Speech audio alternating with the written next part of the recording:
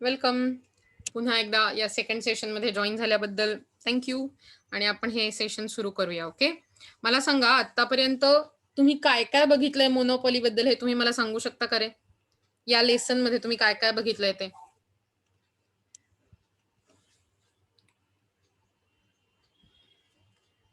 ओय mister and miss mute, उत्तर द्या. मला तुम्हाला उठवायला फारसा वेळ लागणार नाहीये. हा, फ्युचर फीचर्स बघितली. येस. आणि source of monopoly very good. Source of monopoly बघितलं. आणि काय काय बघितलं?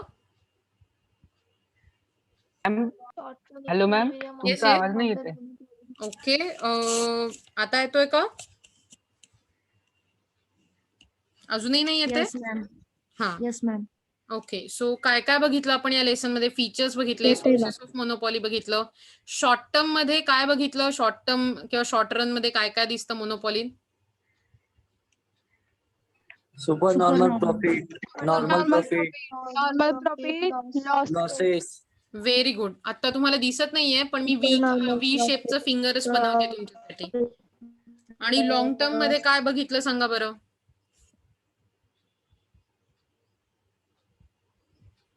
Monopoly profit.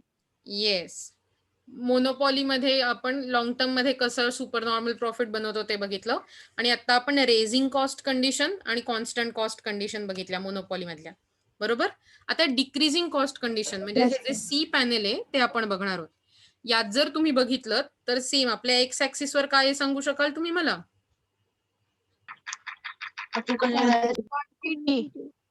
एक्स ऍक्सिस वर क्वांटिटी आउटपुट आहे, बरोबर. आणि वाय ऍक्सिस वर काय आहे? Price cost. Very good. Price cost revenue आहे. म्हणजे यात जर तुम्ही बघितलं तर हे एसी आणि एमसी जे कर्व दिसतायत ते दोन्ही कर्व उतरते, डाऊनवर्ड स्लोपिंग आहे. बघा बरं, पी वरनं खाली येणार आहेत की नाही.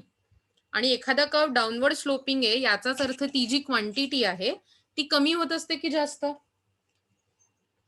कमी. Correct, very good. Decrease. Downward sloping याचा अर्थ डिक्रीज किंवा डिमिनिश होत असते.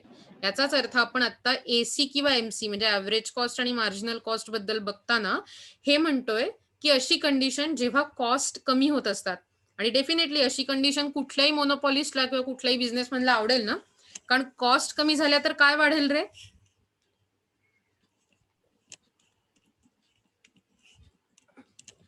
काय वाढेल कॉस्ट कमी झाल्या तर? क्वांटिटी. अरे मित्रांनो, कॉस्ट कमी झाली तर तुमचा रेव्हेन्यू म्हणजे इन्कम नाही का वाढेल? किंवा प्रॉफिट नाही का वाढणार? Yes ma'am. थोडस लॉजिक हे बघा. असं नसतं का आपलं equation? Profit is equal to revenue minus cost. मग समजा माझ्या कॉस्ट कमी होत असतील, दॅट मीन्स माझा रेव्हेन्यू जास्त मोठा दिसेल, म्हणजेच माझा प्रॉफिट जास्त मोठा दिसेल, मला जास्त प्रॉफिट मिळेल की नाही. म्हणून मी म्हटलं याचं प्रॅक्टिकल इम्प्लिमेंटेशन जितकं कराल तितकं तुम्हाला सोपं जाईल. प्रयत्न करा हळूहळू. सो बघा काय लिहिलंय ते. यात सगळं उतरतं दिसतंय, डाऊनवर्ड दिसतंय. Marginal revenue, average revenue, average cost, marginal cost. Okay. Some lines of production may be operating under condition of increasing returns or decreasing average and marginal cost. म्हणजे काही बिझनेसमध्ये असं होऊ शकतं की त्यांचा प्रॉफिट वाढत चाललाय, इन्क्रीजिंग रिटर्न्स और decreasing average and marginal cost. आणि त्यांच्या ऍव्हरेज कॉस्ट म्हणजे पर कमोडिटी प्रोड्यूस करण्यासाठी जो खर्च येतो तो, आणि प्रत्येक ऍडिशनल कमोडिटी जे प्रोड्यूस करण्यासाठी जो खर्च येतो तो. सो 100 केल्यात आणि 121 करण्यात जो खर्च येतो that is marginal cost, additional cost.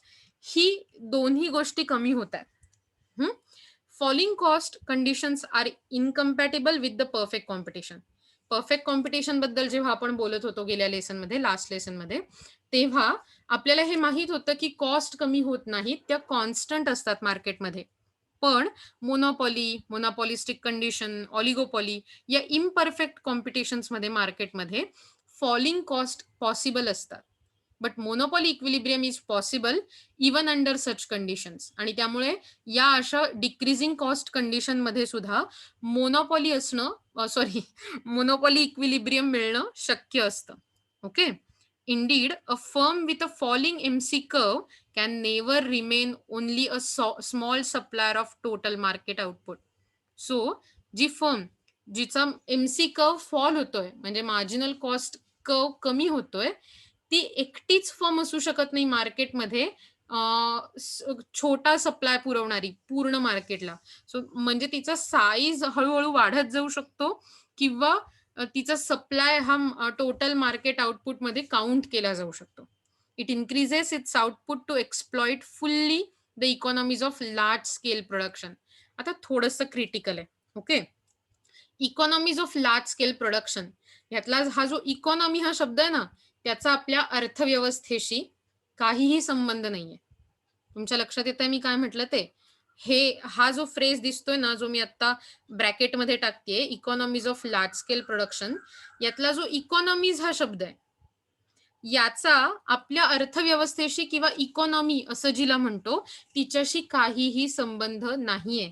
तुम्हाला कुणाला माहितीये economies of large scale production किंवा इकॉनॉमीज या शब्दाचा अर्थ काय असेल इथे?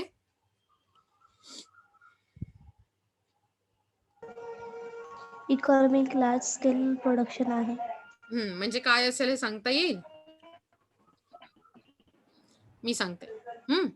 याचा अर्थ जेव्हा फर्मच्या आतमध्ये किंवा फर्मच्या बाहेरून, दॅट इज इंटरनल किंवा एक्सटर्नल, अशा घडलेल्या चेंजेसमुळे, असा विचार करा की फर्मच्या आतमध्ये समजा लेबर फोर्स वाढवलं, नवीन प्लांट घेतला, किंवा फर्मच्या बाहेरून म्हणजे एक्सटर्नली गव्हर्नमेंटने त्यांची पॉलिसी बदलली आणि टॅक्सेस कमी केले, तर आपोआप काय होतं, ह्याचा त्या फर्मला वेगळ्या प्रमाणावर फायदा होतो आणि त्यामुळे त्यांचं प्रोडक्शन वाढतं, त्यांचं आउटपुट वाढतं, कारण त्या फर्मची एफिशियन्सी वाढते.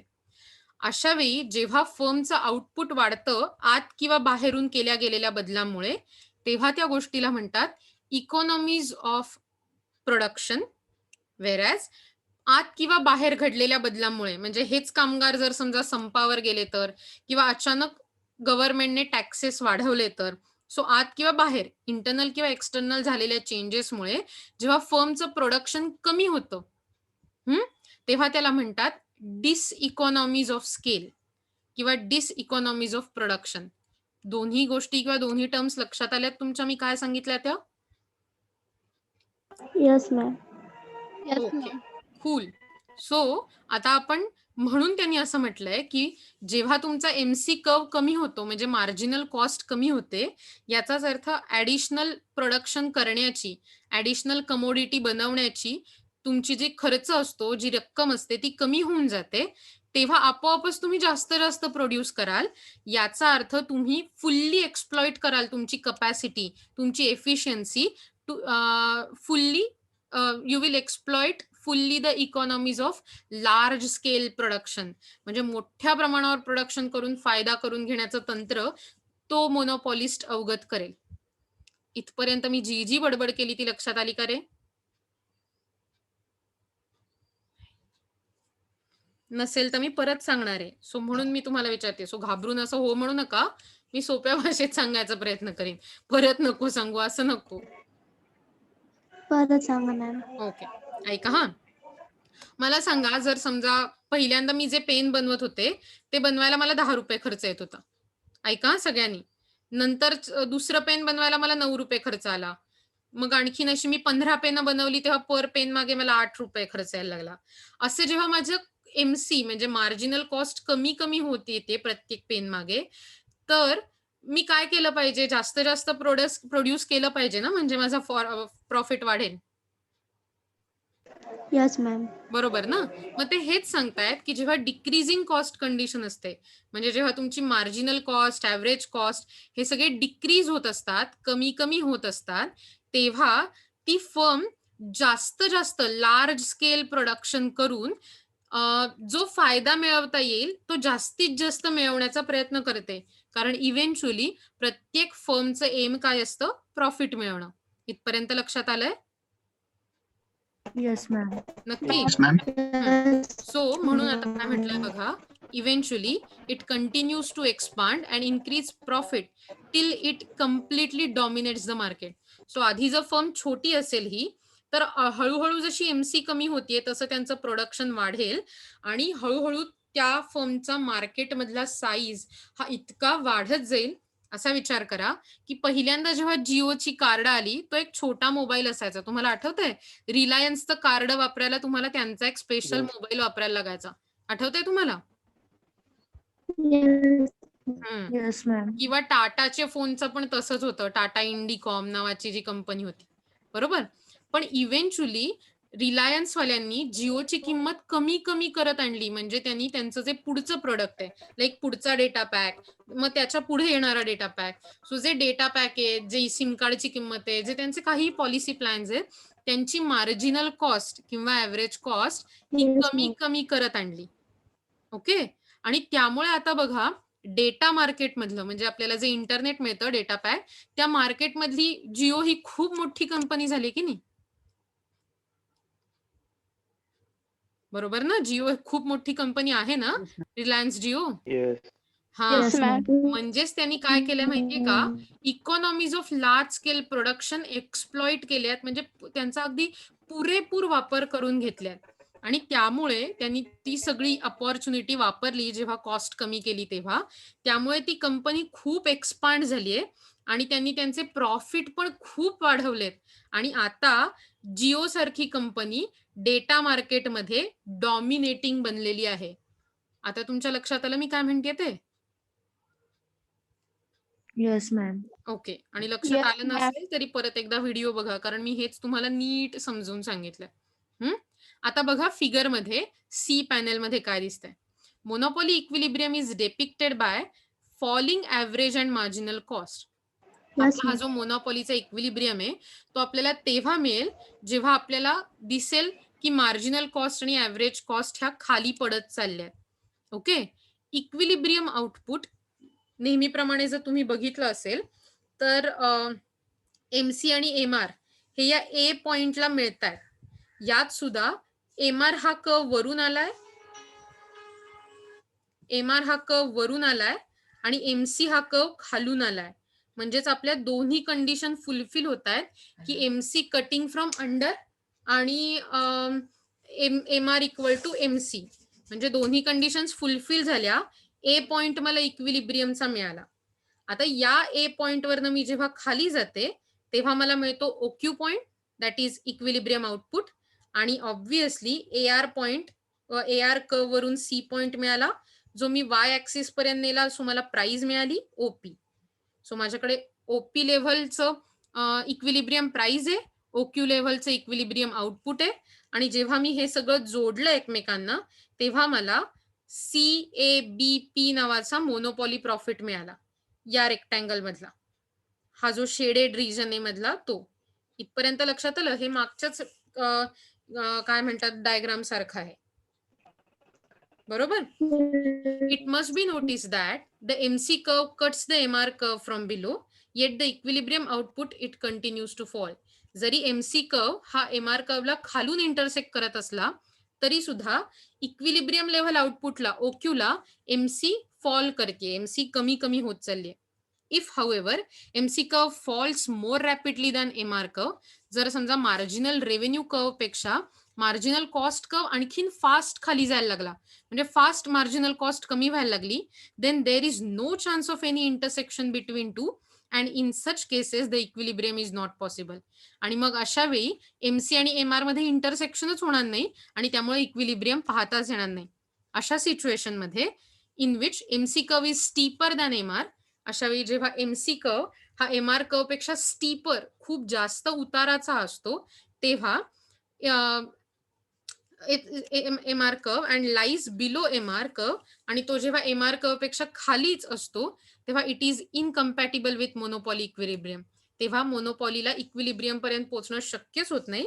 दिस इज हाऊएव्हर अ रेअरिटी.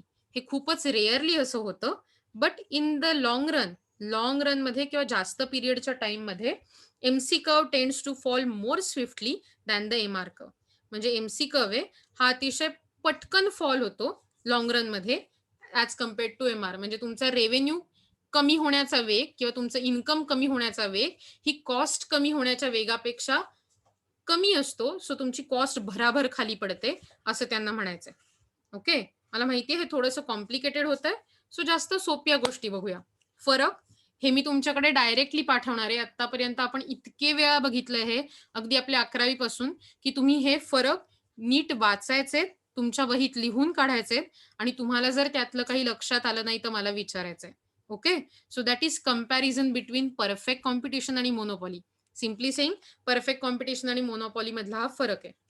तुम्ही बघू शकता वेगवेगळे पॉइंट आहेत आणि भरपूर मुद्दे आहेत. सो हे तुमच्यासाठी अतिशय गरजेचे आहेत. असा प्रश्न तुम्हाला येऊ शकतो ऑब्व्हियसली. ओके, सो या लेव्हलवरती आपण आपला लेसन तर कम्प्लीट केलाय, बरोबर आहे. आता मला तुम्ही सांगा, मी तुम्हाला ही व्हिडिओ दाखवणार आहे आणि त्याच्यानंतर मात्र आपण आपलं डिस्कशन सुरू करू शकतो. Just weight. ओके, पळू नका, नाही तर अटेंडन्स नाही लागणार आहे. Well, the video that I share and we watched just now was about boycotting China's product and हम क्या कर सकते हैं. So मला तुम्हाला हे विचारायचं आहे की तुम्ही एकतर ही व्हिडिओ बघितल्यावर तुमच्या मनात काय आलं आणि is it possible to boycott China's products and how. Please start talking. तुम्हाला जर बोलायचं असेल तर तुम्ही तुमचे हँड रेस करू शकता आणि तुम्हाला बोलायचंच आहे ही पहिली गोष्ट आहे त्याच्या मागे.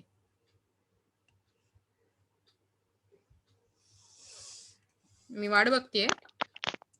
मॅम, चायनावाले आपल्या देशात त्यांच्याकडच्या वस्तू विकून प्रॉफिट करतात. हम्म. तर आपण आपल्या देशात त्या वस्तू बनवून आपण आपल्या देशासाठी प्रॉफिट करू शकतो. व्हेरी गुड, खरंच आहे. आणखीन कोणाला काही सांगायचंय या बाबतीत? याच्यामध्ये येणारे काही प्रॉब्लेम्स? येस येस, सॉरी नुपूर, बोल. सिच्युएशन नुसार आपण डिमांड पण बदलते, तसा बिझनेस चेंज करूया. Very good. आणि अशा प्रकारचं मला वाटतं त्यांनी फार छान उदाहरण सांगितलं रे. टेक्सटाईल इंडस्ट्री आपल्याकडची खूप मोठी इंडस्ट्री, येस मॅम. पण जेव्हा लॉकडाऊनच्या काळात सगळी इंडस्ट्री बंद झाली तेव्हा त्यांनी बिझनेस बंद न करता पीपीई किट मॅन्युफॅक्चरिंगला सुरुवात केली आणि फक्त 60 दिवसात आपला देश जगातला दुसरं पीपीई किट मॅन्युफॅक्चरिंग करणारा मोठा देश म्हणून उदयाला आला. So that is like a huge leap for PPE kit industry, right. किंवा त्यांनी छत्तीसगडच्या आदिवासींचं उदाहरण सांगितलं होतं. तुम्ही बघितलंय? कुणाला ते शेअर करावं असं वाटतंय? येस महक. वहाँ के आदिवासी औरतों ने वहाँ का माहुला नामी फ्लावर से जिससे अल्कोहल बनता है उससे हैंड सैनिटाइजर बनाए. राईट. म्हणजे ऍक्च्युली ज्या गोष्टीपासून कदाचित लिकर ड्रिंक्स असं मिळाली असते आणि समाजाला प्रॉब्लेम झाला असता, त्याच्याऐवजी त्यांनी तेच स्पिरिट वापरून आपली हँड सॅनिटायझर्स बनवली आणि सगळ्यांना सेफ करायचा प्रयत्न केला. Again a very good initiative. आणखीन कोणी? आपण आपल्या देशाच्या कमजोरीवर लक्ष देणं गरजेचं आहे. एक्झॅक्टली. अंबर? जेव्हा आपण बायकॉट करतो तर त्यावेळेला आपण स्टडी केला पाहिजे की चायनामध्ये काय काय बनतो आणि स्टडी करून त्याच्यानंतर आपण प्रोडक्शन केलं पाहिजे. नाही म्हणजे आपण कुठच्याच गोष्टीसाठी दुसऱ्या देशांवरती अवलंबून राहता का म्हणे, त्याचा स्टडी केला पाहिजे प्रॉपरली. ओके, सो तुझं म्हणणं आहे की डिपेंडन्सी बिलकुल नसली पाहिजे. मग मी एक प्रश्न विचारू का तुम्हा सगळ्यांना? जर आपला देश कम्प्लिटली Yes, आत्मनिर्भर ma'am. होण्याबद्दल असं आपण म्हणतोय, तर मग मला सांगा, मग आपण सगळ्या प्रकारचे इंटरनॅशनल ट्रेड किंवा आंतरराष्ट्रीय व्यापार बंद करावा असं याचं म्हणणं आहे का?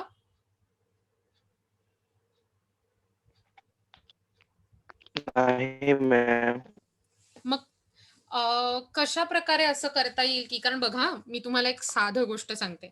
जर समजा आपण इतर देशांशी व्यापाराचे संबंध ठेवले नाही, इंटरनॅशनल ट्रेडचे संबंध ठेवले नाहीत, तर काय होईल? त्या देशांशी असलेले आपले मैत्रीपूर्ण संबंध वाया जातील आणि मग आपोआप आपली इंटरनॅशनल डिप्लोमसी जी असते ती वाया जाते. त्यात कोणी आपले मित्र राहत नाही. सगळे देश हळूहळू आपले शत्रू होऊन आपल्याशी ट्रेड वॉर सुरू करतात.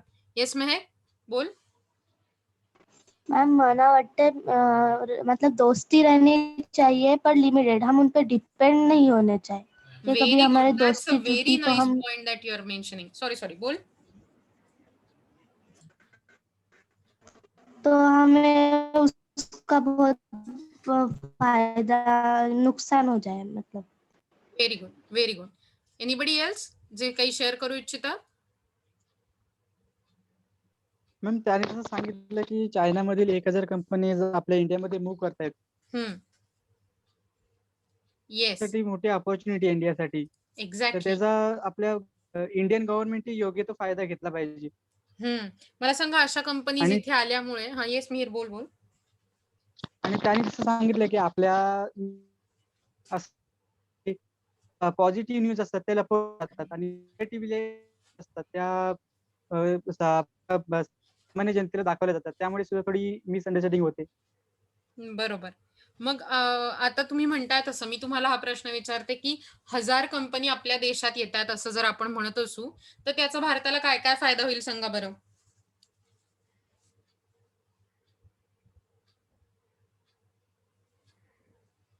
एकदम 1000 येस खुद का प्रोडक्शन करेंगे, रॉ मटेरियल भी करेंगे और प्रॉफिट भी हमें ही होगा. राईट. आणखीन काय होईल सांगा. आपण आपलं प्रोडक्शन New वाढवूया. technology. येस नूपूर एक वन बाय वन बोलूया. ओके नूपूर. मॅम नवीन टेक्नॉलॉजी. येस नवीन टेक्नॉलॉजी मिळाल्यामुळे आपली एफिशियन्सी वाढेल. बरोबर. आणखीन आपली स्टँडर्ड ऑफ लिव्हिंग पण वाढेल मॅम. आणि मुख्य म्हणजे 1000 नव्या कंपनी जर भारतात येणार असतील तर तेवढ्या सगळ्या कंपनीज मध्ये आपल्याकडच्या लोकांना काय मिळतील. Employment opportunities. Yes Employment employment opportunities वाढतील. आणि मुख्य म्हणजे या कंपनी भारताच्या भूमीवर असल्यामुळे त्यांना इथले टॅक्सेस पे करायला लागतील आणि त्यामुळे गव्हर्नमेंटला पब्लिक रेव्हेन्यू मिळेल. म्हणजेच गव्हर्नमेंटचंही उत्पन्न वाढेल. हो की नाही. Yes ma'am. Ma'am. Yes yes बोल. और मैम इन्फ्लेशन भी कम होगा जब वहां से गवर्नमेंट को रेवेन्यू मिलेगा तो पब्लिक से रेवेन्यू कम लेंगे. बरोबर. जर समजा अशा बाहेरच्या कंपनीज कडून रेव्हेन्यू मिळत असेल तर आपल्यावरचं टॅक्स बर्डन कमी होईल. बरोबर. सो असा विचार करा की हा एक टॉपिक होता. आपण आत्मनिर्भर होऊ शकू का आणि त्याच्यासाठी आपण काय केलं पाहिजे. Vocal for local. लोकल वस्तू घ्यायचा प्रयत्न केला पाहिजे. जास्तीत जास्त सस्टेनेबल वस्तू वापरल्या पाहिजेत ज्या टिकाऊ असतील, ज्या आपल्या देशात बनत असतील आणि ज्यामुळे आपल्या देशातल्या लोकांचा फायदा होईल. सो अशा वेगवेगळ्या गोष्टी असतात ज्या एका सिंपल पॉलिसीमध्ये येतात. गव्हर्नमेंटची पॉलिसी आहे आत्मनिर्भर भारत, वोकल फॉर लोकल. या पॉलिसीच्या अंडर इतक्या सगळ्या गोष्टी येतात आणि या सगळ्या गोष्टींचा आपण विचार केला पाहिजे. सो आज आपण ह्या एका सेशनला छोट्या अंगाने सुरुवात केली असं म्हणूया. यानंतर आपण अशाच काही व्हिडिओ, अशीच काही आर्टिकल्स मी तुम्हाला सोपी असतील ती पाठवत जाईन. ओके. ती वाचून आपण त्याच्यावरती बोलणार आहोत, त्याच्यावर तुमची ओपिनियन सांगणार आहोत. Okay ma'am. सो पण त्याच्यासाठी काय माहितीये का की तुम्ही बोललं पाहिजे. आता 4-5 मुलं बोलतायत जी मला दिसतात. पण मला दिसताना समोर खूप सारी मुलं दिसतात जी बोलत नाहीयेत. कदाचित ज्यांनी फक्त लॉग इन केलंय लेक्चरच्या अटेंडन्ससाठी. ती तर तुम्हाला मिळणारच आहे. पण ह्याच्या बरोबर हे जे ज्ञान मिळणार आहे ना मित्रांनो, ते सगळ्यात जास्त तुम्हाला मला उपयोगी असणार आहे. ओके. सो पुढच्या लेक्चरसाठी मी तुम्हाला कुठली तरी नवीन व्हिडिओ किंवा नवीन आर्टिकल शेअर करेन. आपण ते वाचूया आणि त्याच्यावर गप्पा मारूया. पुढच्या वेळेपासून मला तुम्हाला प्रश्न विचारायला गरजच नाही लागता कामा. तुम्ही डायरेक्ट त्याच्यावर गप्पा मारायला सुरुवात करायचा प्रयत्न केला पाहिजे. ओके. तुम्हाला जर असं वाटत असेल एखादी गोष्ट आपण इथे गप्पा मारल्या पाहिजे तर तुम्ही माझ्याकडे असे टॉपिक, अशा व्हिडिओ शेअर करू शकाल. Okay. Yes ma'am. Yes ma'am. Okay. Ma'am एकदा अटेंडन्स शीट पाठवा ना परत, नेटवर्क इश्यू ओके होते. ठीक आहे. मी पाठवले ऑलरेडी चॅट वरती, पण मी परत टाकते. ओके. तुम्ही अटेंडन्स लावा आणि मग आपण आजसाठी थांबूया. ओके. चलो bye bye. Have a nice day. Have a nice weekend. तुम्हाला काही शंका असतील तर तुम्ही मला ऑलरेडी पाठवू शकता. मी तुम्हाला या धड्याच्या नोट्स पाठवणार आहे. तुम्ही त्या नोट्स लिहायला घ्या, अभ्यास करायला सुरुवात करा. आपले 2 धडे पूर्ण झालेत. Okay. Bye. Have a nice day ahead. Okay ma'am. Bye bye. Okay ma'am. Bye. बरं.